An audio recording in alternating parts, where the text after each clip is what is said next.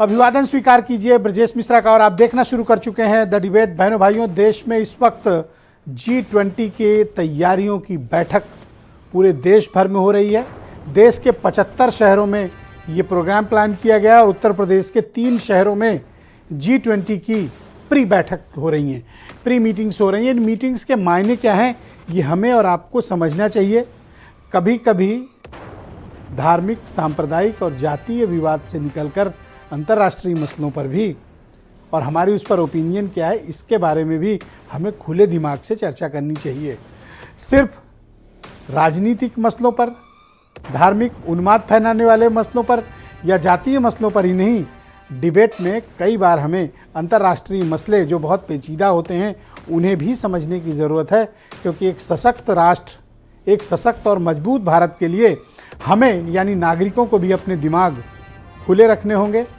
और इस अंतर्राष्ट्रीय परिदृश्य में कौन कैसी ताकतें उभर रही हैं और आने वाला दशक कौन सी चुनौतियां लेकर आ रहा है, इसके बारे में हमें विचार भी करना चाहिए, मंथन भी करना चाहिए। इसलिए आज मैंने एक विशेष डिबेट G20 पे आयोजित की है। बहनों भाइयों, G20 की बैठकें इस वक्त उत्तर प्रदेश के 3 बड़े शहरों में चल रही हैं, जिसमें से एक बैठक आगरा में हो चुकी है, दूसरी बैठक लखनऊ में चल रही है और तीसरी वाराणसी में होनी है। ये G20 क्या है, हमारे दर्शकों को भी समझना चाहिए, इस पर अपनी ओपिनियन भी बिल्टअप करनी चाहिए। और G20 की ये प्री मीटिंग्स में जो एजेंडा डिसाइड हो रहे हैं, इनके बारे में मनन भी करना चाहिए। क्यों करना चाहिए? क्योंकि जब आप एक मजबूत राष्ट्र के बारे में परिकल्पना करते हैं तो एक मजबूत नागरिक, एक पढ़ा लिखा आदमी, एक आर्थिक वैश्विक परिदृश्य पर सोच वाला नागरिक हमें चाहिए। वो जो वैश्विक परिदृश्य पे क्या आर्थिक नीतियां तैयार हो रही हैं, क्या तकनीकी परिवर्तन हो रहे हैं, अर्थ के क्षेत्र में क्या हो रहा है, मैन्युफैक्चरिंग क्या हो रहा है, एग्रीकल्चर के क्षेत्र में क्या हो रहा है, इसके बारे में खुले दिमाग से सोचने वाली हमें नागरिक चाहिए, जो राज्यों को, सरकारों को इस बात के लिए गाइड करें कि दुनिया के दूसरे मुल्कों में क्या बेहतर काम हो रहे हैं। G20 अंतर्राष्ट्रीय आर्थिक ताकतों के समूह का नाम है। इसमें अर्जेंटीना से लेकर ऑस्ट्रेलिया तक सम्मिलित हैं। अमेरिका भी है, ब्रिटेन भी है, सऊदी अरब भी है, रूस भी है, भारत भी है, दक्षिण कोरिया जैसे देश भी हैं। ये विकासशील और विकसित देशों का आर्थिक फोरम पर दुनिया का सबसे बड़ा गठबंधन है, जो G7 G8 पर भी भारी है। क्यों? क्योंकि इनकी सबकी GDP मिला दें तो ये 80% के ऊपर देश की, दुनिया भर की GDP अकेले इस ग्रुप के पास है। इसीलिए G20 को दुनिया में मोस्ट पावरफुल ग्रुप के तौर पर दर्जा प्राप्त है। यूनाइटेड नेशन से इसकी मान्यता भी है। और मैं फिर दोहरा रहा हूँ, ये आर्थिक अंतर्राष्ट्रीय ताकतों का समूह है। यहाँ मिलिट्री इशू डिस्कस नहीं होते हैं, यहाँ अन्य इशू डिस्कस नहीं होंगे, यहाँ आर्थिक मसलों पर जोर अधिक है। तो भारत को इस बार इस सत्र के लिए, आगामी जो सत्र है उसमें प्रेसिडेंसी मिली हुई है, अध्यक्षता मिली हुई है। यह अध्यक्षता प्रत्येक वर्ष रोटेट होती है और G20 का कोई स्थायी सेक्रेटरीट नहीं है, किसी कंट्री में इसका कोई हेडक्वार्टर नहीं है। यह प्रत्येक वर्ष कहाँ पर G20 की समिट्स आयोजित होंगी, ये सदस्य देशों के बीच तय होता है। अभी 19 देश इसमें सम्मिलित हैं और एक पूरा यूरोपियन संघ, यूरोपियन यूनियन। यूरोपियन यूनियन का कोई देश नहीं सम्मिलित होगा, बल्कि यूरोपियन यूनियन के रिप्रेजेंटेटिव इसमें सम्मिलित होंगे। तो बहनों भाइयों, वैश्विक परिदृश्य पर यह ग्रुप भारत में क्यों मिल रहा है, इसकी ताकत क्या है, G20 क्या कर सकता है, और इस बार G20 जो भारत में श्रीनगर में होने जा रहा है, इसकी तैयारियों में विदेशियों का क्या अपना योगदान है, उनकी क्या सोच है, समूह के सदस्य देशों की क्या ओपिनियन है, इसके बारे में चर्चाएं हो रही हैं। तो एक शिखर बैठक के पहले कई स्तर पर वार्ताएं होती हैं, जो आप देख रहे होंगे। ये G20 चल रहा है, ये क्या है G20 असली कब होगा शिखर वार्ता? जब सदस्य समूह देशों के राष्ट्राध्यक्ष बैठेंगे, शेरपा बैठेंगे उसमें, और हर देश के प्रतिनिधि बैठेंगे, वो होगा शिखर सम्मेलन, जो एक होता है। लेकिन उसके पहले सेक्रेटरी स्तर की बातचीत, उसके पहले डायरेक्टर स्तर की बातचीत, उसके पहले आर्थिक मामलों के विशेषज्ञों के जरिए की बातचीत, और समूह के सदस्य देश आर्थिक मामलों पे, कृषि के मामलों पे, कोऑपरेशन के मामलों पे स्वास्थ्य के मामलों में, तरक्की के मामले में, इंफ्रास्ट्रक्चर के मामले में क्या ओपिनियन रखते हैं और दुनिया के कौन सा देश बहुत बेहतर प्रैक्टिस का इस्तेमाल कर रहा है, सब अपने अनुभवों को इन पहले की आयोजित बैठकों में साझा किया जाता है। और इसी साझा करने की बैठकें कहाँ चल रही हैं? लखनऊ में, आगरा में, वाराणसी में भी आयोजित होंगी। देश के 75 शहरों में ये आयोजित की जानी है, 3 उनमें उत्तर प्रदेश में है। हो सकता है एक आध बढ़ा भी दिए जाएं, लेकिन अभी 3 ही प्रस्तावित हैं। तो आज जो लखनऊ में बैठक है उसमें क्या मुद्दे डिसाइड हुए? आर्थिक मामलों का डिजिटलाइजेशन, डिजिटल स्कैनिंग, डिजिटल आर्थिक मामलों के लेन देन, कौन से समूह देश कौन सी बेस्ट प्रैक्टिस आर्थिक मामलों के डिजिटलाइजेशन में इस्तेमाल करते हैं। जैसे भारत में क्या है? यूपीआई है। यूपीआई पे दुनिया के कई देशों ने इंटरेस्ट तो किया है कि ये क्या टेक्नोलॉजी है, ये टेक्नोलॉजी कितनी सेफ है, कितनी एक्यूरेट है और इसमें प्राइवेसी कितनी सुरक्षित है। डेटा लीक सबसे बड़ा मुद्दा है दुनिया में। तो कौन कौन से समूह देश कौन कौन सी बेस्ट प्रैक्टिसेस आर्थिक मामलों में इस्तेमाल करते हैं, उनका डिस्कशन कहाँ हो रहा है? लखनऊ में। कितनी बड़ी बात है। देखिए, हम छोटे छोटे मामलों में फंसे रहते हैं, लेकिन जब ये वैश्विक परिदृश्य पे कुछ बड़ा हो रहा होता है, हमें दिमाग खुला रखना चाहिए और इसके बारे में चर्चा करनी चाहिए। अपनी ओपिनियन भी आप साझा करिए कि आप इसके बारे में, जो डिजिटल लेन देन की टेक्नोलॉजी है, आपके क्या एक्सपीरियंस है, आपकी समझ क्या कहती है, दुनिया के दूसरे मुल्कों में क्या चल रहा है, उनके यहाँ पेमेंट मोड क्या है, वो कौन सी टेक्नोलॉजी का इस्तेमाल करते हैं डिजिटल लेन देन के लिए, आप क्या करते हैं, आपका क्या बेस्ट है। साइबर सिक्योरिटी के मुद्दे पर भी चर्चा हुई। डेटा लीक, मैंने कहा, बड़ा मुद्दा है और दुनिया भर के देशों का सबसे बड़ा कंसर्न है डेटा की सेफ्टी। और आप देख रहे होंगे कि भारत में एक से बढ़कर एक डेटा सेंटर का चलन बढ़ चुका है। चेन्नई से लेकर बेंगलोर और हैदराबाद से लेकर नोएडा तक बड़े बड़े डेटा सेंटर खुल रहे हैं। तो अब सिर्फ सांस्कृतिक मसलों पर भारत प्रतिनिधित्व नहीं करेगा, आर्थिक मामलों पर भी करेगा। हमें उसकी तैयारी करनी है एक नागरिक के रूप में, और सरकारों को भी समझना है कि सरकारें जो कुछ भी G20 में तय कर रही हैं उससे भारत की आर्थिक प्रगति कितनी जुड़ी हुई है। आज की परिचर्चा बहनों भाइयों इसी विषय पर होगी। आप कुछ स्टेटमेंट सुन लें, फिर आज की परिचर्चा को मैं आगे बढ़ाऊंगा। आज प्रदेश के अंदर ई ऑफिस की प्रणाली लागू होने का परिणाम है कि उत्तर प्रदेश की कार्य प्रणाली में पूरी पारदर्शिता आई है। प्रदेश न केवल अब कृषि और अपने जल संसाधन के लिए और युवा शक्ति के लिए, बल्कि एक नई अर्थव्यवस्था के रूप में वैश्विक जगत में भी हम सबके सामने देखने को मिल रही है। दुनिया भारत को आदरणीय प्रधानमंत्री नरेंद्र मोदी जी की अगुवाई में बहुत तेजी के साथ आगे बढ़ते हुए देख रही है। भारत माता को विश्व गुरु का दर्जा दिलाने के लिए आदरणीय प्रधानमंत्री जी लगातार काम कर रहे हैं। निश्चित तौर से बहुत ही गौरव का विषय है जब दुनिया की सबसे बड़ी आबादी का क्षेत्र, सबसे बड़ी अर्थव्यवस्था का क्षेत्र और सबसे बड़ा ट्रेडिंग का क्षेत्र जो है उसकी अध्यक्षता भारत के पास है। G20 की अंतर्राष्ट्रीय बैठक को और भारतीय जनता पार्टी बात कर रही है महिला सशक्तिकरण में, जबकि पूरा देश जानता है कि कई बार जो अंतर्राष्ट्रीय ऑब्जर्वेशन आए हैं कि भारत में महिलाएं जो है वो सुरक्षित नहीं है। उत्तर प्रदेश तरक्की के पायदान में सबसे निचले राज्यों में से है, स्वास्थ्य के पायदान में सबसे निचले राज्यों में से है, और ऐसे में G20 की समिट करा करके डिजिटल इकोनॉमी और महिला सशक्तिकरण पर बात की जा रही है। मजाक नहीं तो और क्या है। तो बहनों भाइयों, आज की डिबेट बहुत ही अहम है और इस डिबेट को हम आज आगे बढ़ाएंगे। मेरे साथ प्रोफेसर मनोज अग्रवाल जी, बहुत ही जाने माने अर्थशास्त्री हैं, मेरे साथ इस कार्यक्रम में। डॉक्टर आशुतोष वर्मा समाजवादी पार्टी से हैं। संजय चौधरी मुझे थोड़ी देर में ज्वाइन करेंगे, भारतीय जनता पार्टी के प्रवक्ता हैं। दीपक मिश्रा समाजवादी चिंतक हैं लेकिन वैश्विक मामलों के बड़े जानकार हैं। अंशु अवस्थी कांग्रेस के प्रवक्ता हैं। और शशांक जी मुझे ज्वाइन करेंगे, farmer foreign secretary government of India, थोड़ी देर में हमें ज्वाइन करेंगे। और वीरेंद्र सिंह जी हमारे स्टेटेड, बहुत शुक्रिया और धन्यवाद इस कार्यक्रम में मेरे साथ आप सब जुड़े। प्रोफेसर मनोज अग्रवाल जी, कार्यक्रम की शुरुआत मैं आपसे करना चाहता हूं। आज G20 की बैठक यहाँ पर हुई है लखनऊ में, जिसमें digital public infrastructure, cyber security, digital scanning, इन सब विषयों पर बात हुई है।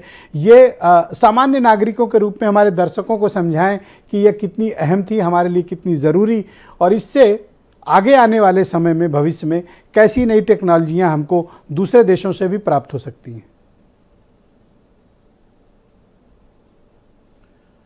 ब्रजेश जी, अब चीज़ें बहुत बदल गई, चाहे शासन की बात हो, चाहे व्यापार की बात हो, या आवागमन की बात हो, ट्रांजैक्शन की बात हो, किसी प्रकार की बातचीत हो, आज के दिन हमें डिजिटल मोड पर आना ही पड़ रहा है। थोड़ी देर के लिए मैंने संचार के क्षेत्र में जिस प्रकार से, मान लीजिए मैं आपसे दूर से जुड़ा हुआ हूँ, इसी प्रकार से आप देखें जब कोविड आया तो भारत ने सबसे बहुत तेज़ी के साथ में अपने को लॉन्च किया, चाहे एजुकेशन के सेक्टर में हो, चाहे मीडिया के क्षेत्र में हो, चाहे गवर्नेंस के हो, चाहे बिजनेस के रूप में हो। ये सारी चीज़ें डिजिटल माध्यम से, इलेक्ट्रॉनिक माध्यम से बहुत तेज़ी से विस्तारित हुई हैं। और ये आपको मैं एक जो सबसे बड़ा अभी पिछले महीने गूगल के सबसे बड़े अधिकारी ने, उन्होंने कहा कि भारत दुनिया का ऐसा देश है जो सबसे बड़ा देश है जो अपने डिजिटल प्लेटफॉर्म के मामले में सबसे बड़ा है। तो ये कहीं ना कहीं ये साबित करता है कि भारत डिजिटल माध्यम से आगे बढ़ रहा है। जिस प्रकार से अगर इसको मैं सामान्य जन तक ले जाने की कोशिश करूं, 46 करोड़ से ज्यादा, लगभग अब मुझे लगता है शायद 48 करोड़ हो गया होगा, जनधन अकाउंट क्या है, पूरी तरह से digitalisation of the banking sector है। और जिस प्रकार से बैंक हर व्यक्ति के जेब तक पहुंच गया है, अकाउंट खुल पाया है। आने जाने में पहले होता था क्या था, 1000 रुपया है, 500 रुपया अकाउंट में, और अगर दूर तक आना जाना है उसी में बहुत कुछ हो जाता था, वो बैंक में जाना नहीं चाहता था, बैंक वालों का भी कॉस्ट बहुत बढ़ जाता था। तो डिजिटल एक तो ये कर रहा है कि आम जन की टेक्नोलॉजी भारत में बनती चली जा रही है। दूसरा देखें, क्या हमारी जो आवश्यकताएं हैं उसके मुताबिक हमने डिजिटल पब्लिक इंफ्रास्ट्रक्चर तैयार किया है, इनफ साइबर सिक्योरिटी है हमारे पास। और आप जब ये पाते हैं कि दुनिया के दूसरे मुल्कों के पास जो टेक्नोलॉजी है, क्या वो बेस्ट प्रैक्टिस हम इस्तेमाल कर रहे हैं? लगभग हम लोग उनसे अब बहुत मामलों में पीछे नहीं हैं, क्योंकि अगर एक मैं आपको उदाहरण दूं, इसका बहुत एडवांस स्टेज का मैं एग्जाम्पल आपको देता हूं, तो जिस प्रकार से एरो शो हुआ है जी, उसमें डिजिटल का मैक्सिमम इस्तेमाल होता है, वो भारत ने अपनी टेक्नोलॉजी से किया। वंदे भारत ट्रेन अगर उठा करके देखते हैं, फिर इसी प्रकार से यदि हम देखते हैं सेंट्रल बैंक डिजिटल करेंसी, किसी भी विकसित देश ने अभी तक इस ओर कदम नहीं बढ़ाया है।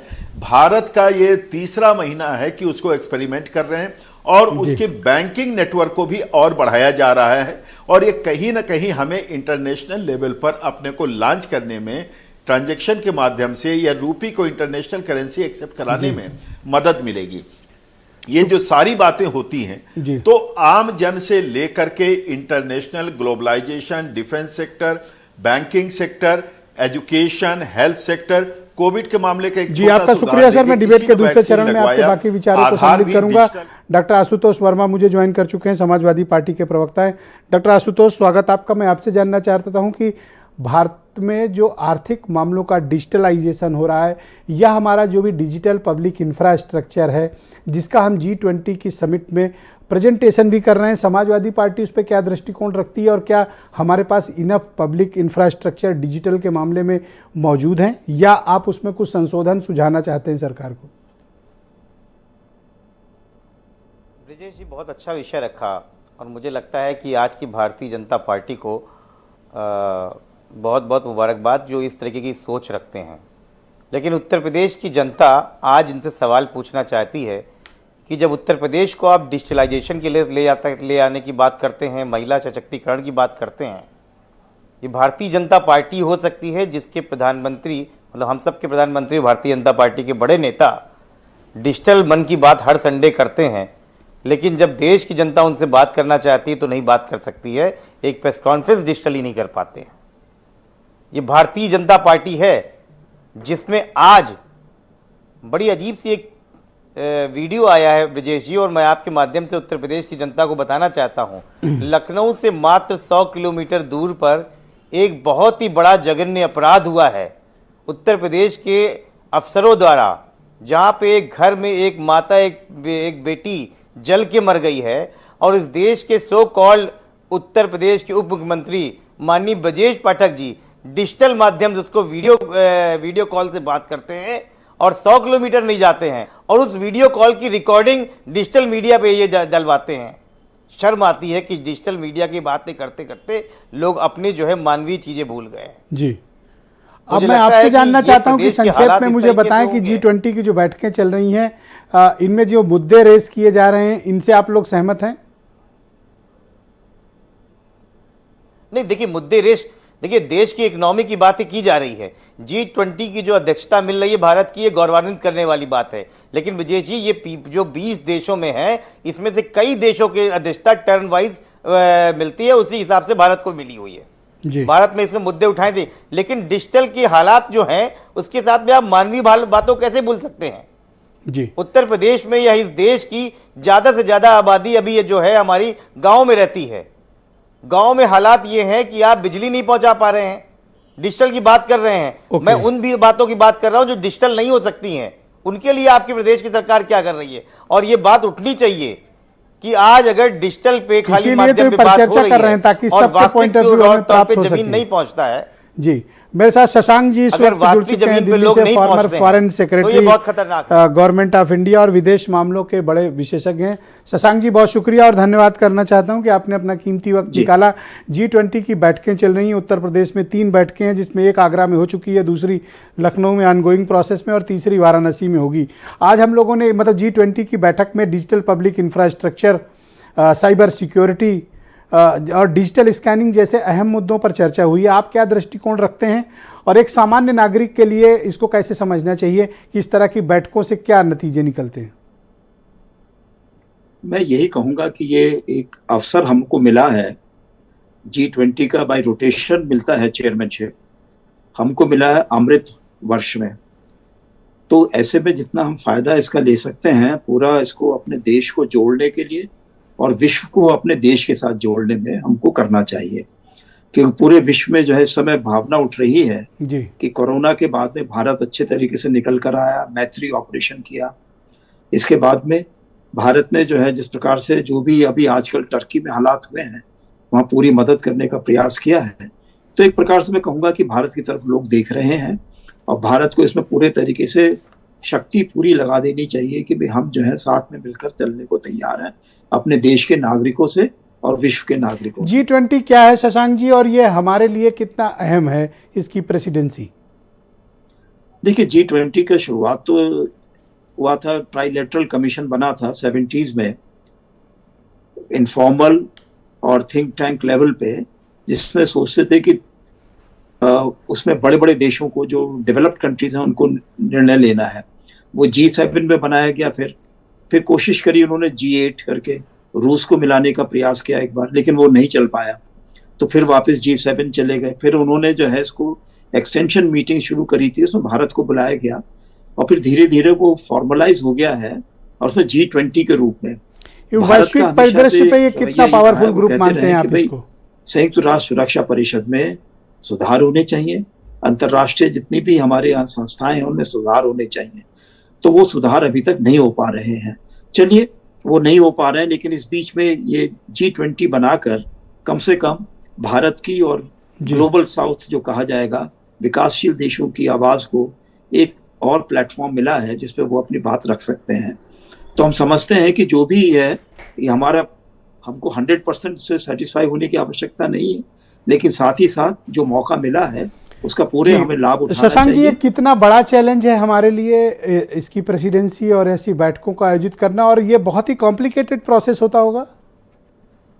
जी, कॉम्प्लिकेटेड तो रहता ही है, क्योंकि इसमें हम डेमोक्रेसी हैं, बाकी देशों में हर एक जगह डेमोक्रेसी नहीं है। तो हमको अपना डेमोक्रेसी का ध्यान में रखते हुए अपने लोगों की पूरी भावनाओं को सबके सामने रखना होता है। और जिस प्रकार से आजकल अभी कोविड के बाद से कई देशों में बहुत इकोनॉमिक हालात बिगड़े हैं, और जब से यूक्रेन का युद्ध चल रहा है और हालात खराब हुए हैं, तो भारत ने कम से कम इससे बचकर चल पड़े हैं अभी तक। एक और तो सवाल है मेरे जहन में, जो मैंने सोचा कि आपसे वो सवाल मैं जरूर करूंगा। मेरे जहन में एक सवाल है कि कश्मीर में इसको करने से हम अंतर्राष्ट्रीय समुदाय को क्या संदेश दे पाएंगे? देखिए, एक आर्टिकल 370 टेम्पररी प्रोविजन डाला गया था कॉन्स्टिट्यूशन में, वो अब हटा दिया गया है। तो कश्मीर को उसी तरीके से भारत के जो और हिस्से हैं वही जोड़ के पूरे तरीके से कोशिश की जा रही है कि वहां पर जो बेनिफिट्स मिलते हैं भारत की जनता को, कश्मीर के जो भी लोग रह रहे हैं उनको भी वही बेनिफिट्स मिलने चाहिए। और ये सब चीजें जो है विश्व में बहुत तेजी से, बहुत अच्छा मौका मिला है कि G20 की मीटिंग में ये विश्व में बात एक ही साल के अंदर सबको मालूम चल जाएगा। मैंने एक आह्वान किया और पब्लिक से एक अपील भी की कि G20 के जो बैठकें हैं, इनके जो एजेंडा हैं, इनके जो पॉइंट्स हैं, उस पर आम लोग भी डिस्कस करें, अपनी अपनी ओपिनियन प्रस्तुत करें। आप सहमत हैं इससे? नहीं, ओपिनियन जरूर प्रस्तुत करें। मैं तो कहता हूँ बहुत आवश्यक है कि हम डेमोक्रेसी हैं तो लोकतांत्रिक प्रणाली में हमारे जितने भी पार्टीज हैं, पॉलिटिकल पार्टीज हैं, जितने भी NGOs हैं, जितने भी थिंक टैंक्स हैं, प्रोफेसर्स हैं, सबको अपना होना चाहिए पार्टिसिपेशन का राइट। बहुत शुक्रिया आपका सर, हमारे साथ प्लीज बने रहिएगा। मैं परिचर्चा को आगे बढ़ाता हूं। कांग्रेस के प्रवक्ता अंशु अवस्थी भी हमें ज्वाइन कर चुके हैं। अंशु जी, बहुत शुक्रिया आपका। G20 की बैठकें चल रही हैं और इसके एजेंडा भी डिसाइड हो रहे हैं। कांग्रेस पार्टी इन सब एजेंडा को लेकर क्या ओपिनियन रखती है और जिन मुद्दों को G20 की प्री मीटिंग्स में उठाया जा रहा है, विशेष तौर पर आज जिन मुद्दों का जिक्र हुआ, जिसका मैंने आपसे जिक्र किया, digital public infrastructure, digital scanning, cyber security, इन सब मुद्दों पर आज अहम चर्चा हुई है। कांग्रेस पार्टी क्या ओपिनियन रखती है? ब्रजेश जी, देखिए, जो ग्रुप 20 की बैठकें हैं उसको निश्चित तौर से वो सराहनीय है और भारत को ये मौका मिला है, तो ये भी एक सराहना का विषय है कि मौका मिला है हमें। और इसके पीछे भारत का जो हमारे इससे पहले के नेता हैं, उससे पहले के नेता आजादी के समय से अब तक, तो वो 70 साल की मेहनत है इस देश के प्रत्येक एक नागरिक की, राजनीतिक व्यक्तियों के साथ साथ एक नागरिक की मेहनत है कि आज भारत ग्रुप 20 का सदस्य है और मेजबानी करने का मौका मिला है। समय समय पर सबको मिलता है, हमारे भारत को भी मिला है। डिजिटलाइजेशन को लेकर जो बात हो रही है, तो उसे करने के लिए वाकई में ईमानदार प्रयास की जरूरत है और खास तौर से हमारे देश को, क्योंकि विश्व की जनसंख्या में हम विश्व के सबसे बड़े दूसरे नंबर के जनसंख्या धारक देश हैं।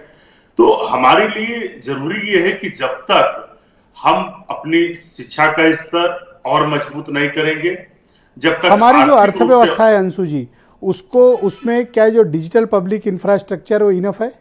देखिए, जब तक डिजिटल इंफ्रास्ट्रक्चर को आप तभी बढ़ा सकते हैं जब तक आप इकोनॉमिकली साउंड नहीं होंगे, इकोनॉमिकली स्ट्रांग नहीं होंगे, क्योंकि गांव में डिजिटलाइजेशन की शुरुआत राजीव गांधी जी के समय हुई थी और जब कांग्रेस की भी 10 साल की सरकारें रही तो हमने गांव-गांव ऑप्टिकल फाइबर बिछाने का काम किया था भारत संचार निगम लिमिटेड के माध्यम से। लेकिन हम कैसे उसे वो करेंगे? कहीं ऐसा तो नहीं है कि इसके पीछे सरकार का कोई अंतर्निहित एजेंडा है? डिजिटलाइजेशन की तो बात आप कर रहे हैं, लेकिन जो इस देश की संचार व्यवस्था की रीढ़ थी भारत संचार निगम लिमिटेड, उसको तो आप बेच रहे हैं लगातार दिन पर दिन, उसे तो आप कमजोर करते चले जा रहे हैं। तो इससे ये पता चलता है कि ग्रुप 20 की जो समिट है, जो डिस्कशन है, वो अच्छा है, होना चाहिए, लेकिन भारत सरकार की नियत उस पर क्या है? क्या ईमानदार नियत है? क्या हम सिर्फ प्राइवेट सेक्टर के सहारे डिबेट के दूसरे चरण पर आपके इस पहलू पर भी चर्चा करेंगे। मैंने ये पॉइंट नोट किया, आपने इंपॉर्टेंट पॉइंट रेज किया। संजय चौधरी मुझे ज्वाइन कर चुके हैं, भारतीय जनता पार्टी के प्रवक्ता हैं। संजय जी शुक्रिया। आज हम लोग बहुत ही कॉम्प्लिकेटेड लेकिन पब्लिक अवेयरनेस के लिए आज मैंने एक G20 पर एक डिबेट आयोजित की है ताकि हम अपनी पब्लिक को भी इंगेज कर सकें इन महत्वपूर्ण बैठकों के एजेंडा और पॉइंट्स को डिस्कस करने के लिए। तो आज डिबेट में हम लोग डिस्कस कर रहे हैं digital public infrastructure, cyber security और डिजिटल स्कैनिंग के मुद्दे जो G20 की प्री मीटिंग्स में आज उठाए गए। आप क्या समझते हैं और क्या हमारे पास इनफ इंफ्रास्ट्रक्चर है कि हम आने वाले समय में अपनी अर्थव्यवस्था में बेहतर डिजिटलाइजेशन करके वैश्विक परिदृश्य पे अपनी भूमिका का निर्वहन कर पाएं? देखिए, निश्चित रूप से जब G20 की मीटिंग हो रही है, एक परिवर्तनकारी समय में हो रही है और भारत का नेतृत्व G20 को आज एक बेहतर भविष्य की ओर ले जा रहा है, क्योंकि G20 का जो मोटो है उस मोटो में है कि 5 समुद्र और 5 महाद्वीप ये मिलकर एक परिवार और एक बेहतर भविष्य के आधार पर दुनिया को ले जाएंगे। मोर देन 60% पॉपुलेशन और उसमें जो ट्रेड है वो 75% है इस G20 के पास। जो दुनिया के जो GDP है वो 85% इस G20 के पास है और 90% ऑफ पेटेंट्स जो दुनिया के पास है वो इस G20 कंट्रीज के पास है। बहुत बड़ा एक ऐसा ये समूह है जो पूरी दुनिया को नेतृत्व दे रहा है। भारत की इस समय की जो आर्थिक स्थिति है वो दुनिया के लिए एक मॉडल है, क्योंकि कोरोना काल के बाद आज पूरी दुनिया भारत की तरफ देख रही है। सबसे बेहतर जीडीपी के साथ देश बढ़ रहा है और भविष्य के आधार पर दुनिया में भारत एक मॉडल के रूप में है। ऐसे समय में भारत का नेतृत्व कुछ मामले में पूरी दुनिया के लिए एक आइडियल हो सकता है।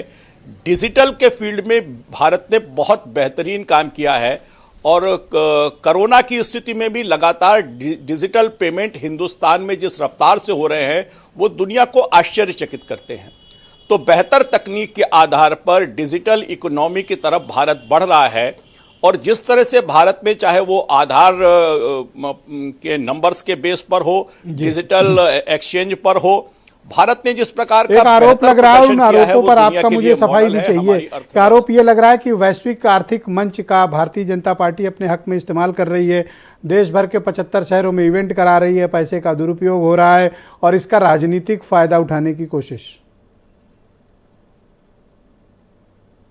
देखिए, हम ये पहली बार हो रहा है कि एक राष्ट्रीय आयोजन पूरे देश के सारे राज्यों के बड़े शहरों में हो रहा है। निश्चित रूप से इसके पीछे सोच है कि हमारे देश की जो विविधता है, हमारे देश की जो सांस्कृतिक ऐसे केंद्र हैं, वहां पर भी दुनिया का टूरिज्म भारत की तरफ आए। देखिए, भारत की जो विशेषताएं हैं वो जब तक दुनिया के सामने नहीं आएंगी, इस बड़े आयोजन को भी वो जो भारत की सरकार है उसने एक अवसर के रूप में लिया है। पूरी दुनिया के जो रिप्रेजेंटेटिव्स हैं वो पूरे देशों में इन केंद्रों पर आए तो निश्चित रूप से टूरिज्म बढ़ेगा। और जब तक हम किसी मंच पर होने वाली चर्चाओं में जनता की सहभागिता नहीं जोड़ पाते, जनता को उसके साथ नहीं जोड़ते। थैंक यू संजय जी, हमारे साथ बने रहिएगा। डिबेट के दूसरे चरण में आपके बाकी विचारों को मैं सम्मिलित करूंगा। मेरे साथ दीपक मिश्रा, समाजवादी चिंतक मौजूद हैं, जो वैश्विक मामलों के अच्छे जानकार हैं, विदेशी मामलों के बारे में काफ़ी रुचि भी रखते हैं। दीपक जी, शुक्रिया, आज आपको विशेष तौर पर बुलाया है। G20 के अपने पर्पज को, उद्देश्यों की पूर्ति कर पाने में सक्षम है और जिस तरह की बैठकें यहाँ आयोजित हो रही हैं उनसे क्या हम भारत के लोगों की ज़रूरतों के हिसाब से उसको परिवर्तित कर पा रहे हैं? देखिए, अभी कहना कुछ जल्दीबाजी होगी। जब हम 9-10 सितंबर को जब हमारे प्रधानमंत्री जी डी सिल्वा जी को जब देंगे इसकी अध्यक्षता, तब समीक्षा की जाएगी कि हम सफल रहे या उसी तरीके से रहे जैसे सुरक्षा परिषद की अस्थायी सदस्यता की अध्यक्षता भारत को मिली और 2 साल रही, लेकिन भारत सुरक्षा परिषद का अस्थायी सदस्य नहीं बन सका। तो वैसे ही, लेकिन अभी तक जो दिख रहे हैं, कहते हैं ना कि प्रथम गासे मक्षिका पातः की स्थिति है। आगे बढ़ना होगा और जहाँ तक डिजिटलाइजेशन की आप बात कर रहे हैं, ये बहुत ज़रूरी है। जैसे कंबोडिया हम लोग जाते हैं, वहाँ दुनिया का सबसे बड़ा मंदिर है, हम वहाँ की मुद्राएं भारत में उपलब्ध नहीं है, किसी अंतर्राष्ट्रीय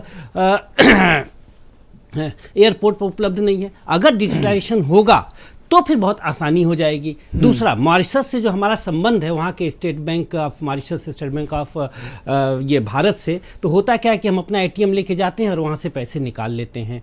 कुछ नियम ऐसे हैं, जैसे 50,000 से ज़्यादा पैसा हम नहीं निकाल सकते। तो जब ये डिजिटलाइजेशन हो जाएगा तो बहुत आसानी होगी, आवागमन बढ़ेगा, नागरिक आवागमन बढ़ेगा तो नागरिक एकता बढ़ेगी, तब दोनों देश एक दूसरे के करीब आएंगे और कई तरह के पूर्वाग्रह समाप्त होंगे। मिलकर आपस में वीजा फ्री क्यों नहीं कर लेते हैं? जी, करना चाहिए। डॉक्टर राम मनोहर लोहिया ने जब पहली विदेश मंत्रालय आर्थिक मामलों के लेन देन को सरलीकरण कर लें, बिल्कुल करना चाहिए। आप देखिए, अगर ये लाइक माइंडेड देशों का ग्रुप है तो आपस में ये पहले करें। यूनियन में आप देखिए कैसे है, बहुत आसान है। यही सब कहता हूं, और मैं बता दूं, इसकी मांग सबसे पहले 21 दिसंबर 1936 को, तब देश गुलाम था। आप देखिए, नेहरू ने उसकी प्रस्तावना लिखी थी, लोहिया का ड्राफ्ट बनाया था, कैसी हो आजाद हिंदुस्तान में विदेश नीति।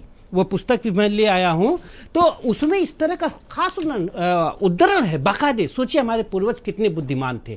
और मैं बधाई दूंगा भारत के प्रधानमंत्री जी को भी और मुख्यमंत्री जी को भी। उत्तर प्रदेश क्यों महत्वपूर्ण है? उत्तर प्रदेश आबादी में आपको यकीन नहीं होगा, इंडोनेशिया और ब्राजील से भी ज़्यादा है। अगर एक स्वतंत्र देश होता, संप्रभु देश होता, तो दुनिया का 5वां सबसे बड़ा आबादी वाला देश होता। यानी कि जाहिर सी बात है कि दुनिया का 5वां सबसे बड़ा बाजार है। इसलिए G20 के देशों की यहाँ पे रुचि स्वाभाविक रूप से होनी है।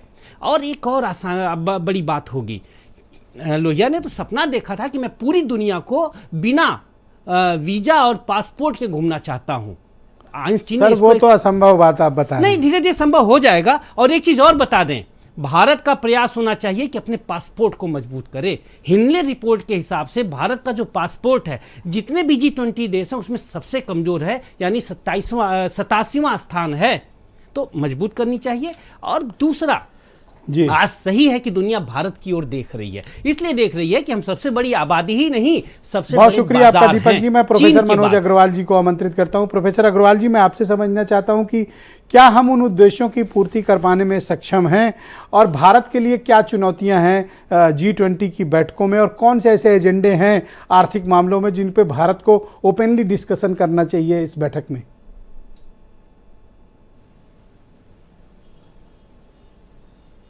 ब्रजेश जी, कोई भी एजेंडा होता है लगातार कंटिन्यू चलता है, और इस एक वर्ष के अध्यक्षता में जो भारत का उद्देश्य होना चाहिए, और मुझे लगता है शायद उसी तरफ है। ये पहली चीज़ तो ये परिकल्पना कर लेना कि सारे उद्देश्यों की प्रतिपूर्ति केवल इन्हीं एक वर्षों में हो जाएगी, मुझे लगता है थोड़ा जी अकल्पनीय है, और ये होना भी नहीं चाहिए। ये एक कंटिन्यूटी का प्रोसेस होता है जो गवर्नमेंट अपने एजेंडे को लेकर के चलती है, और उस एजेंडे को मैं अगर बताना चाहूँ तो 2-3 बातों से शायद जो है बात क्लियर हो।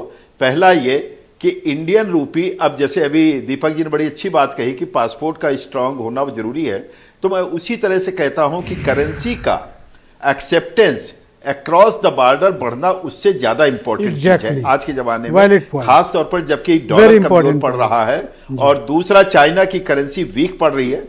तो ये जो सारी चीजें हो रही, जिस प्रकार से यूरो देख रहे हैं वो भी कमजोर पड़ रहा है, और वर्ल्ड वार की स्थिति बन रही है, क्योंकि मिनी वर्ल्ड वार ऑलरेडी है। ये आप पर समझिए कि हमारी करेंसी की वैश्विक स्वीकार्यता बढ़े, से पासपोर्ट हमारा ज्यादा पावरफुल रहे, जी, आर्थिक मामलों में हमारी एक महत्वपूर्ण भूमिका हो, ये सब हमें विचार करना चाहिए। जी एग्जैक्टली। और इसी के साथ साथ मैं आगे की बात बताता हूं कि जिस प्रकार से विश्व का ट्रेड का वातावरण परिवर्तित हो रहा है, उसको देखते हुए कि भारत जैसे आप मान लीजिए डिफेंस एक हमारा इमर्जिंग सेक्टर है कि किस प्रकार से डिफेंस इक्विपमेंट्स को हम बाहर भेज सकते हैं। और जैसे अभी प्रधानमंत्री जी ने कहा कि हमें 3 वर्षों में $5 बिलियन यानी कि $5 अरब तक अपने डिफेंस आर्मामेंट्स को बेचना है, जो कल तक हम नहीं सोच रहे थे। एक नया सेक्टर हमारा इमर्ज कर रहा है। हेल्थ इंफ्रास्ट्रक्चर में कोविड के बाद भारत की एक्सेप्टेंस बहुत तेजी से बढ़ी है। एक अंतर्राष्ट्रीय वैक्सीन थी जिसको लेकर के बातचीत होती थी, आज वो देखिए कहां किस किनारे उसकी क्या दुर्दशा है। और भारत का जो कोविड का वैक्सीन है, इसकी एक्सेप्टेंस लगातार बढ़ रही है। बहुत शुक्रिया आपका सर। मैं समय बचा तो आपके बाकी विचारों को सम्मिलित करूंगा। वीरेंद्र सिंह जी भी हमें इस डिबेट में ज्वाइन कर चुके हैं। वीरेंद्र जी, G20 की एक तो तैयारियां कैसी चल रही हैं, आगरा की समिट कैसी रही, लखनऊ की कैसी चल रही है, और वाराणसी को लेकर क्या तैयारियां हैं? देखिए, उत्तर प्रदेश में 4 डेस्टिनेशन बनाए गए हैं। G20 में आए हुए जो राष्ट्रों के विभिन्न लोग आ रहे हैं, प्रतिनिधि उनके, लखनऊ में भी उनको यहाँ पर डिजिटल इकोनॉमी से लेकर बहुत सारे चीज़ों पर चर्चा हुई, और अभी वो कार्यक्रम 15 तारीख तक चलता रहेगा। आगरा, बनारस, यहाँ सब भी चीज़ें चल रही हैं। एक चीज़ ये देखने और समझने में आती है कि भारत आज विश्व में मान सम्मान अच्छी तरह से पा रहा है। भारत को एक अर्थव्यवस्था की शक्ति ताकत के रूप में, सैन्य ताकत के रूप में, और उसके इंटेलिजेंस बुद्धिमानी के रूप में भी पहचान मिलती है। ये जरूर है कि हम संयुक्त राष्ट्र संघ में अस्थाई सीट के दावेदार हैं, लेकिन वो नहीं हासिल हो पा रही है। अब ये अध्यक्षता मिलना बड़े गौरव की बात मानी गई भारत के लिए G20 की, और इसी की वजह से आज पूरी दुनिया के लोग यहाँ आए हैं। तो ये स्वाभाविक है कि बीजेपी की सरकार में हो रहा है, तो नरेंद्र मोदी प्रधानमंत्री हैं, उनके नाम पर पूरी दुनिया में भारत का जो गौरव बढ़ रहा है उसको जाएगा श्रेय। लेकिन पेट्रोल डीजल के आयात में, मैन्युफैक्चरिंग सेक्टर से जुड़े हुए तमाम चीज़ों को लेकर भारत जिस तरह से निर्भर है, उसकी बहुत बड़ी जो विदेशी मुद्रा है इस पर खर्च होती है। डॉलर के मुकाबले जो पैसों की, रुपए की स्थिति है, उस पर सब पर ये चर्चाएं यहाँ पर हो रही हैं। इस आयात निर्यात के अंतर को कैसे पाटा जाए, कैसे विदेशी मुद्रा भंडार को बढ़ाया जाए, कैसे लोगों को जागरूक बनाया जाए और जो मंदी का दौर देखा जा रहा है पूरी दुनिया में उससे निपटा जाए, उसमें अर्थव्यवस्था को कैसे खड़ा रखकर आगे चलाया जाए, इस पर चर्चा हो रही है। भारत में एक अच्छाई यह है कि भारत जैसा देश जो अपने प्राकृतिक संसाधनों में असमानता के बावजूद अपनी जीडीपी को बढ़ा रहा है, कोरोना की मंदी झेल गया, वो सिर्फ हमारे लोगों की ताकत है। इस देश के किसानों की ताकत है, मजदूरों की ताकत है और जो अस्थाई सरकारें होती हैं राष्ट्रीय स्तर पर, प्रादेशिक स्तर पर, उनका अपना एक कहा जाए उसका लाभ होता है, वो आपको मिलता दिखाई देता है। भारत में ये बात G20 का सम्मेलन कराकर साफ हुई कि वो बड़ी जिम्मेदारियां भी दुनिया की उठा सकता है और हमारी ये सक्षमता और हमारी ताकत को भी दर्शाता है। तो आज हम कृषि सेक्टर में, डिजिटल इकोनॉमी में, हेल्थ में, टेक्नोलॉजी में तेज़ी से प्रगति कर रहे हैं और यही वजह है कि देखिए रसिया और यूक्रेन का युद्ध चला, तमाम देश प्रभावित हुए, लेकिन भारत ने वहाँ भी एक नया अवसर खोजा और तेल रसिया से लिया। तो बहुत सारी चीज़ें ऐसी हैं जो भारत को मजबूत बनाती हैं और तमाम सारे प्रभाव युद्ध उस पर नहीं डाल पा रहे हैं। हम दुनिया के देशों को भी मदद करते हैं। भारत की एक नीति रही है कि अपने पड़ोसियों को डिस्टर्ब ना करो। पाकिस्तान हो, चाइना हो, नेपाल हो, तमाम और सारे देश हैं जिनका भारत ने हमेशा सम्मान किया, लेकिन कहीं पर आतंकवाद, कहीं पर कुटिल नीति, उसका खामियाजा भी भारत भोगता है और दुनिया इस बात को मानती है कि भारत एक शांति को मानने वाला देश है जो लड़ने के बजाय विकास में भरोसा रखता है और यही कारण है कि आज हम G20 की अध्यक्षता कर रहे हैं। इतना ज़रूर है कि हमारे पास आर्थिक और सैन्य ताकत भी होना चाहिए। अब्दुल कलाम ने कहा था कि जब तक भारत दुनिया के सामने खड़ा नहीं होगा कोई भी हमारा सम्मान नहीं करेगा। इस दुनिया में डर का कोई स्थान नहीं है, ताकत ही ताकत का सम्मान करती है। तो ये बात तो देखिए साफ है कि एक साहित्यकार ने लिखा है, ब्रजेश जी, कि हम वो बादल नहीं हैं जो गड़गड़ा कर शोर मचाते हैं, हम वो बादल हैं जो बिना गड़गड़ाए ही, बिना गरजे ही बरसते हैं। और दुनिया को लगता है कि हम कुछ नहीं कर सकते, लेकिन हम वो हैं जो दुनिया की तस्वीर बदल सकते हैं। बहुत शुक्रिया। शहीद भगत सिंह ने एक लाइन लिखी थी, सुनिएगा जी। और जब देश गुलाम था तब लिखा था और आज भारत को देखकर वो मुस्कुरा रहे होंगे। उन्होंने लिखा था कि लिख रहा हूं मैं अंजाम जिसका कल आगाज आएगा और मेरे लहू का हर एक कतरा इंकलाब लाएगा। जी वीरेंद्र जी, आपका बहुत बहुत शुक्रिया, बहुत धन्यवाद ग्राउंड जीरो से अपने इनपुट उपलब्ध कराने के लिए। डॉक्टर आशुतोष वर्मा समाजवादी पार्टी के प्रवक्ता है, मुझे ज्वाइन कर चुके हैं। डॉक्टर आशुतोष, मैं आपसे समझना चाहता हूं कि G20 क्या उन उद्देश्यों की पूर्ति कर पा रहा है? आपकी पार्टी इस पर क्या ऑफिशियल ओपिनियन रखती है? क्या हम उन उद्देश्यों की पूर्ति G20 के माध्यम से, विशेष तौर पर आर्थिक असमानता है जो डिजिटल डिवाइड के साथ साथ इकोनॉमिकल डिवाइड जो इंडिया में है, यानी गरीब बहुत ही गरीब है और अमीर बहुत ही अमीर है, इन सब मसलों पर हम क्या वैश्विक फोरम पर चर्चा करके कुछ रास्ते निकाल सकते हैं ताकि हम भारत में गरीबी कम से कम कर सकें? नहीं, देखिए ये ब्रजेश जी बहुत बड़ी चीज़ है और मुझे लगता है कि इस समय सरकार को काफ़ी चीज़ें इस पर काम करनी पड़ेगी। अगर विश्व में इनइक्वालिटी इंडेक्स में देखा जाए तो भारत वाकई बहुत ही दयनीय स्थिति में खड़ा हुआ है और ये 70 सालों में इतिहास में पहली बार हुआ है कि देश की 60% से ज़्यादा की जो दौलत है वो चंद लोगों के हाथ में पड़ी हुई है, 1% से भी कम लोगों के हाथ में पड़ी है। तो इनइक्वालिटी इंडेक्स में बहुत ज़्यादा है। डिजिटल इकोनॉमी की बात कर रहे थे और उत्तर प्रदेश में क्योंकि ये हो रहा है तो भारतीय जनता पार्टी की सरकार ने बोला कि हम 2027 तक उत्तर प्रदेश की जो आर्थिक है जीडीपी है वो हम 5 ट्रिलियन इकोनॉमी करेंगे।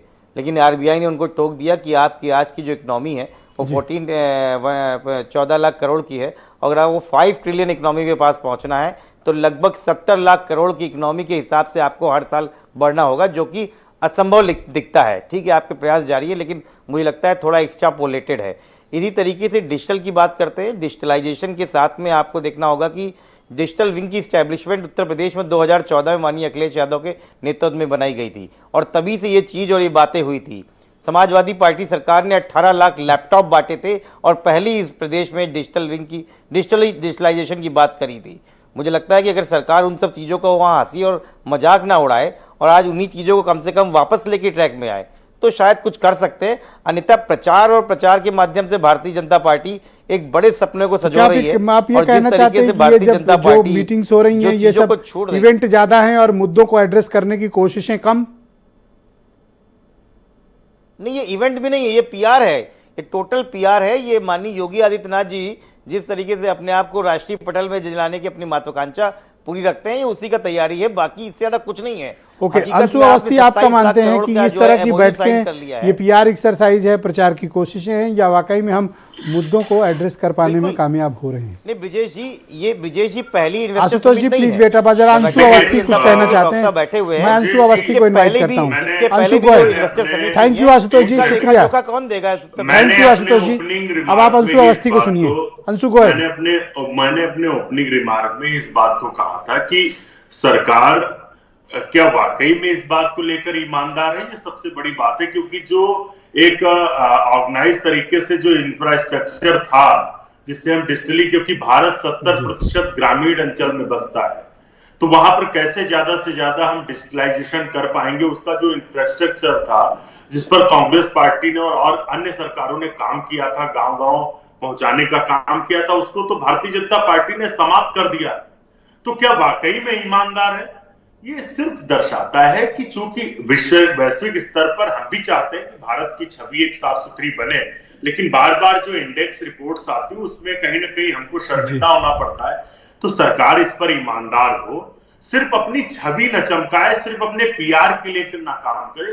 वाकई में नारी सशक्तिकरण की बात करते हैं ब्रजेश जी, आज उत्तर प्रदेश के लिए सबसे शर्मनाक, सबसे भयावह दिन है कि कानपुर देहात में इसी सरकार के प्रशासन ने एक बेटी को, एक मां को जिंदा जला दिया, उनको दफन कर दिया, उनका आशियाना बर्बाद कर दिया। तो ईमानदार कितने हैं? कितनी बार एग्जाम्पल इस तरीके के आए, सरकार ने कितना ईमानदारी से काम किया। हाथरस में एक बेटी को आधी रात को जलवाया आपने, उसके बाद कानपुर में आज घटना होती है, लखीमपुर में होती है। बार बार ये प्रमाण दिखाता है कि सरकार सिर्फ और थैंक यू अंशु जी, शुक्रिया, और इससे ज्यादा कुछ नहीं। ओके, मैं संजय चौधरी को इनवाइट करता हूं। संजय जी, आपसे आप बताइए, काम कम प्रचार ज्यादा, मुद्दों पर बात कम, इवेंट ज्यादा? नहीं, मुझे लगता है कि जो विपक्ष का काम है, मुझे लगता है कि सकारात्मक आधार पर भी, आखिर विपक्ष जो है वो देश का ही विपक्ष है, विपक्ष प्रदेश का ही विपक्ष है, और इसके नाते वो इस देश के भी नागरिक हैं, प्रदेश के भी नागरिक हैं। देश बढ़े, प्रदेश बढ़े, इसके लिए सारों लोगों की जिम्मेदारी है। तो कुछ सकारात्मक आधार पर ही सोचना चाहिए। जो कह रहे हैं कि डिजिटली कुछ नहीं है, मुझे लगता है कि अपने घर से निकलकर चाय वाले की दुकान पर जाना चाहिए। जब तक कोई बहुत अहम बात ना हो, आपको सुनना चाहिए। आप जब बोल रहे थे तो संजय चौधरी को मैंने चुप करा रखा था, अब आप उनकी बात सुनिए।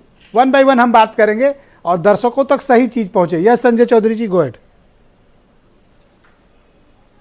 तो मुझे लगता है कि उनको देखना चाहिए कि अगर चाय की दुकान पर भी जा रहे हैं तो वो डिजिटल पेमेंट ले रहा है। उनको जाकर देखना चाहिए कि आज किसान के पास भी कि बिना किसी भ्रष्टाचार के चुटकियों में उसके पास, उसके अकाउंट में रकम पहुंच रही है। अगर देखना चाहते हैं तो देखें कि किस प्रकार से गन्ना मूल्य का भुगतान खाते में हो रहा है, किस प्रकार से लोग अपने आधार कार्ड के आधार पर पैसा विड्रॉ कर रहे हैं, किस प्रकार से बैंकिंग से दूर उत्तर प्रदेश ही नहीं पूरे देश का समाज आज बैंक के अंदर लेन देन कर रहा है। ये भारत के अंदर बढ़ते हुए डिजिटल पेमेंट का, डिजिटल इकोनॉमी की तरफ आगे बढ़ते हुए कदम है, जिसे अगर वो नहीं स्वीकार करना चाहते, बिल्कुल नहीं स्वीकार करें। वो विपक्ष में है, अपने विरोध में आवाज दर्ज कराते रहें, लेकिन जनता के पास डिजिटल पेमेंट के आधार पर, डिजिटल एक्सचेंज के आधार पर जनता ने उसे स्वीकारा है। आज सब्जी वाले के पास जाइए तो वो भी डिजिटल पेमेंट के लिए तैयार बैठी हुई है, डिजिटल पेमेंट हो रहा है और वो डिजिटल पेमेंट ले रहा है। और जिन्हें ये नहीं दिखता वो निश्चित रूप से मेंशन करना चाहते हैं, मैं आपको 20 सेकंड का समय देता हूं। Ashutosh Verma 20 second only. आप संजय चौधरी जी के कहने कोई कमेंट्स पे कुछ कहना चाहते हैं? Go ahead. संजय चौधरी ने बहुत अच्छी बात करी कि डिजिटल विंग की स्थापना समाजवादी पार्टी ने 2014 में की थी। 2014 से लेके 2023 तक डिजिटल विंग की उत्तर प्रदेश की शाखा बिल्कुल सुसप्ता अवस्था में क्यों पड़ी रही, नंबर 1 सवाल। और जब देश की सबसे बड़ी लैपटॉप वितरण प्रणाली जो डिजिटल की पहली होती है समाजवादी सरकार ने शुरू की थी, उसको भारतीय जनता पार्टी ने क्यों बंद कर दिया, ये बताएं हमको। ओके संजय जी, अब आप 20 सेकंड में रिप्लाई कर दें, फिर डिबेट आगे बढ़ाएंगे। Only 20 second. देखिए, कुछ लोगों को ये लगता है कि माध्यम उनका चाहिए, माध्यम नहीं, हमें रिजल्ट चाहिए। और रिजल्ट्स के बेस पर हमने देखा है कि लोगों ने अपने सामान्य के कीपैड वाले मोबाइल से भी पेमेंट करना शुरू कर दिया है। क्यों इस बात की आवश्यकता है कि हम बड़े इक्विपमेंट्स का ही यूज करें? ये बात है, दर्शक भी पूछ रहे हैं, फेसबुक और यूट्यूब पे कमेंट आ रहे हैं कि संजय चौधरी से पूछिए लैपटॉप कब देंगे, पैड कब देंगे। नहीं, लैपटॉप बांटे जा रहे हैं और लगातार बांटे जा रहे हैं, लेकिन क्या एक सब्जी वाला बिना लैपटॉप के अगर अपने मोबाइल के बेस पर अगर वो पेमेंट प्राप्त कर रहा है, नहीं देंगे पैड व्यवस्था में? सर एक बार बोल दो, बात खत्म हो जाए ना। या 15 लाख की तरह देंगे? नहीं, हम बांट रहे हैं, बांटेंगे नहीं, हम बांट रहे हैं। अरे सुनिए तो, कभी कभी सुन लिया कीजिए। एक सेकंड, सब लोग सुनिए, इंपॉर्टेंट बात कह रहे हैं। पूरी दुनिया की समस्या है कि हम सुन लो मेरे भाई, कभी कभी सुन लिया करो। हाँ, बोलिए। ग्लोबल वार्मिंग की समस्या के लिए अल्टरनेट एनर्जी पर बात हो रही थी। अल्टरनेट एनर्जी पर दुनिया में भारत लैपटॉप और पैड बताओ सर, वो दोगे कि नहीं दोगे? अल्टरनेट एनर्जी के आधार पर, वार्मिंग से लैपटॉप का क्या मतलब है? अल्टरनेट एनर्जी के आधार पर सोलर एनर्जी को आर्थिक असमानता दूर करने के बारे में विचार करना चाहिए। अब दीपक मिश्रा की बारी, उनको बोलने दें। Deepak ji go ahead. जी, प्रश्न क्या है? जो आर्थिक असमानता है, क्या G20 की बैठक में इस पर भी तो चर्चा हो? नहीं, इस पे चर्चा इसलिए नहीं जब होगी 85% जीडीपी इनके कंट्रोल में, इन 20 देशों के। देखिए विजेश जी, तो इस पर नहीं बात होगी तो कहां होगी? मैं फिर कह रहा हूं कि बहुत महत्वपूर्ण सवालों से G20 में बहस नहीं हो रही है, जैसे सुरक्षा परिषद की अस्थायी सदस्यता भारत के लिए, यह कहीं इस पे चर्चा नहीं। हिंदी दुनिया की तीसरी सबसे बड़ी भाषा, उसको आधिकारिक भाषा का दर्जा दिया जाए, इस पे कोई चर्चा नहीं। भारत का पासपोर्ट मजबूत हो, इस पे कोई चर्चा नहीं। और सबसे बड़ी बात यह है, यह भारत के बाजार पे तो नजर है। हम चाहते हैं कि G20 ग्रेट 20 में बदले। वसुधैव कुटुंबकम का जो स्वप्न हमारा है वह पूर्ण रूप ले, लेकिन हम वह बाजार अपने देश को नहीं बनने देंगे जिसमें हम आर्थिक कंपनियां हमारा शोषण करें। अरबपतियों में हम तीसरे स्थान पर हैं, तो प्रति व्यक्ति आय में हम 145वें स्थान पर। अंशु अवस्थी को मैं 20 सेकंड देता हूं, अपनी कुछ बात कहना चाहते हैं। अंशु गो अहेड, 20 सेकंड, उसके बाद प्रोफेसर साहब बोलेंगे। समय बचा तो संजय जी आएंगे आपके पास। सिर्फ एक सवाल है, डिजिटलाइजेशन की बात हो रही है, ये बता दें कि जब से भाजपा सरकार आई है बीएसएनएल को तो ये बेचने पर लगे हुए हैं। कैसे डिजिटलाइजेशन पहुंचेगा? जो तंत्र है उसे तो ये बेचने खाने में लगे हैं, कैसे पहुंचेगा? ये सबसे बड़ा सवाल है, लोग भी जानना चाहते हैं। ओके, संजय चौधरी जी गो अहेड। वसुधैव कुटुंबकम के नीचे कमल का फूल लगा दिया, वो हाथ हटा के। उनको एक्सप्लेन करने दें। संजय जी बोलिए, सब बेच डाल रहे हो। देखिए कमल, अरे बिल्कुल सुनेंगे। जो कमल का फूल लगा है उसके अंदर पहले 5 और दूसरे 5, वो 5 महाद्वीप और 5 समुद्र के प्रतीक हैं। तो 5 उंगलियां खराब थी क्या? और मुझे लगता है कि केवल कमल से देखिए, अरे सुनिए प्रभु, सुन लीजिए। कभी कभी तो आपको सुनने का अवसर मिलता है तो सुन लिया कीजिए कम से कम। आज अगर भारत के रुपए के साथ, भारत के रुपए में दुनिया के 20 देशों के साथ अगर व्यापार हो रहा है, तो क्या यह भारत की बढ़ती हुई प्रतिबद्धता नहीं है? अगर भारत की, अरे सब बेचे डाल रहे हो। जो अंशु अवस्थी ने सवाल किया उस पर भी चौधरी जी व्यवस्था बनती है। मेरे सवाल का जवाब भी दे दीजिए संजय भाई। सवाल का जवाब यही है कि अंशु भाई घर से निकलिए और देखिए कैसे एक आम आदमी, कैसे एक पान वाला, कैसे एक चाय वाला, कैसे एक सब्जी वाला, कैसे एक मिठाई वाला अपने दुकान पर बैठकर डिजिटल पेमेंट एक्सेप्ट कर रहा है। और अगर डिजिटलाइजेशन का उसके पास, प्रोफेसर मनोज अग्रवाल जी, G20 के समक्ष जो सबसे बड़ी चुनौती है, मैं ये मानता हूं कि पॉवर्टी है, क्लाइमेट चेंज है और आर्थिक असमानता है। प्रोफेसर साहब, ये कैसे दूर हो और इसके लिए कौन से एजेंडे पर हमें विचार करना चाहिए? प्रोफेसर मनोज अग्रवाल जी। देखिए, जिस तरह की रणनीति विकसित देशों की रही है और खासतौर पर पाश्चात्य देशों की जो रणनीति रही है, उनके मॉडल में ही हम ये कह सकते हैं कि इनइक्वलिटी व्याप्त था और वही मॉडल हम लोगों ने भारत में लागू किया, जिसकी वजह से जो हमारी 1950 की आबादी थी 90 आते आते पूरा का पूरा पॉवर्टी में कन्वर्ट हुआ। और वही चीज मुझे लगता है इसका एक सबसे बड़ा जो फायदा होना चाहिए, जिसकी ओर थोड़ा सा हम लोगों को एक चर्चा को इसको भी ले जाना चाहिए कि क्या हम भारत के अपने अंतर्निहित वास्तविक मॉडल से, अपने चिंतन से, जैसे हम ले जा सकते हैं क्या, चाहे लोहिया जी का विचार हो, चाहे पंडित दीनदयाल उपाध्याय जी का विचार हो, चाहे गांधी जी का विचार हो, मुझे लगता है ये तीनों जो भारत के ओरिजिनल विचार थे, ओरिजिनल इकोनॉमिक थिंकर्स थे, हम लोगों ने उनको कहीं ना कहीं दूर रखा काफी समय तक, जिसकी वजह से हुआ। यदि आज हम देखते हैं कि डिजिटलाइजेशन के कारण, जियो टैग के कारण अगर हमको पता चलता है कि कहाँ मकान बना, कहाँ नहीं बना, ये भी डिजिटलाइजेशन से एक इकोनॉमी की मॉनिटरिंग है और वर्क प्रोग्रेस की मॉनिटरिंग है। तो पाश्चात्य का जो रहा, ये अगर विस्फोट देखते हैं चाइना और अमेरिका के बीच में, रशिया यूक्रेन वर्सेस कह सकते हैं पाश्चात्य देश देखते हैं, तो कहीं ना कहीं उनकी सोच, उनका मॉडल के कारण ये समस्या आई। तो भारत जो यहां पर बात कर रहा है, वसुधैव कुटुंबकम की बात कर रहा है, जो पश्चिम के मॉडल के एकदम विपरीत है, क्योंकि हमने वैक्सीन सबको देने की चेष्टा की और पश्चिम ने उसकी कीमत बोली लगाने की मेरे पास वक्त हमने सबको अनाज दिया है कोविड काल में। शुक्रिया अदा करना चाहता हूं आपका भी और अन्य मेहमानों का भी, जिन्होंने अपना बहुत कीमती वक्त आज की इस व्यापक आर्थिक, राजनीतिक और वैश्विक परिचर्चा के लिए अपना अपना वक्त निकाला। शशांक जी भी फॉर्मर फॉरेन सेक्रेटरी हमारे साथ जुड़े हुए थे गवर्नमेंट ऑफ इंडिया के, उनका भी विशेष शुक्रिया समय देने के लिए और आप सबका भी बहुत बहुत धन्यवाद।